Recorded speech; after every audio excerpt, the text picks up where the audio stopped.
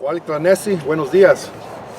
Before I start, and as always, I'm compelled to acknowledge our indigenous relatives, the Essalen, Ohlone, Costanoan Native Americans of these lands. I also want to thank two of my many mentors, Maestro Robert and Maestra Castro, for the support here today. My name is Israel Villa. I'm a proud native of East Salinas. I am a father, I am a husband, I'm a son, brother, friend, a leader, and above all, I'm a human. What I am not is a gang member. I categorically reject the efforts of anyone who tries to portray me as a gang member. I understand much has been said about a video recording I appeared in almost a year ago. I am here to address that now. To be clear, I was recorded joking around with a young man that I know. I made a mistake, and I know that I am not and will never be perfect. It is a growing and learning opportunity for me. There have been various serious consequences resulting from the mistake that I made and will continue to impact my family and I. I acknowledge the impact that all of this has had on my community and on all the people that I love and care about. As I continue to reflect, I have committed to face the situation in a way that I learn and grow from this experience. I deeply regret the anguish it has caused to those I care about and work with. Therefore, on October 31st, I made a decision to resign from MILPA, as my mistake should not impact the organization and its future. I remain very grateful for all MILPA invested in me, and I am proud of all of my and our accomplishments, along with our local BHC collaborative partners and community members in the last 5 years.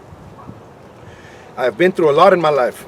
I have slipped and I have fallen, but I have always rose up and kept pushing forward. The recent attacks on my character did not come as a surprise, as I and many in the social justice movement have successfully challenged oppressive systems and the status quo. Nor was I shocked that some in law enforcement would use this as an opportunity to try and discredit me and the organization that I helped to build.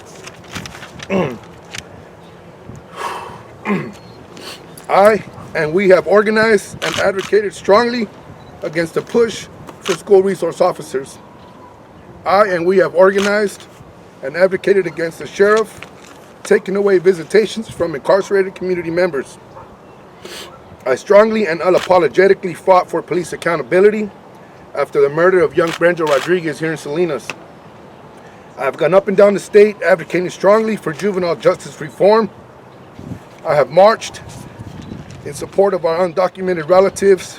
I have supported our dreamer relatives, home care providers, farm workers, students, parents, etc.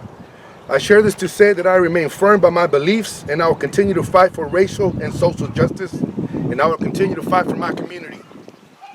Lastly, as reported in the media, I do have a past. However, by the standards of our legal system, justice has been served. I did my time and I completed 4 years of federal supervision with no parole violations and was discharged 1 year ago, last November. This means that I am a civilian with all civil, human, and constitutional rights intact.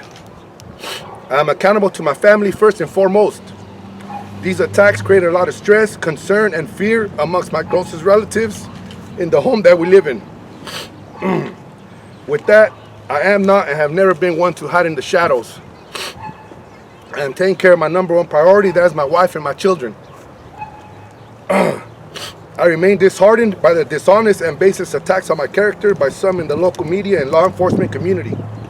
Considering their influence, effectiveness, and causing distrust and division, and all that is at stake for me and my community, I have also reason to be cautious about engaging with them. As such, and until I have secure legal representation, I will not answer any questions. I do want to acknowledge and thank my wife, my children, my parents, and all my friends and family, movement brothers and sisters, both locally and across the state, who have been reaching out and checking up on me and my family in these challenging times. I love and appreciate you all.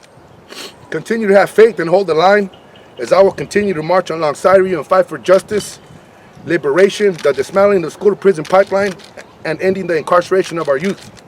I remain strong, striving, and pushing forward. I remain committed to a path of healing for myself, my family, and my community. Thank you. I also want to read a statement that my daughter prepared.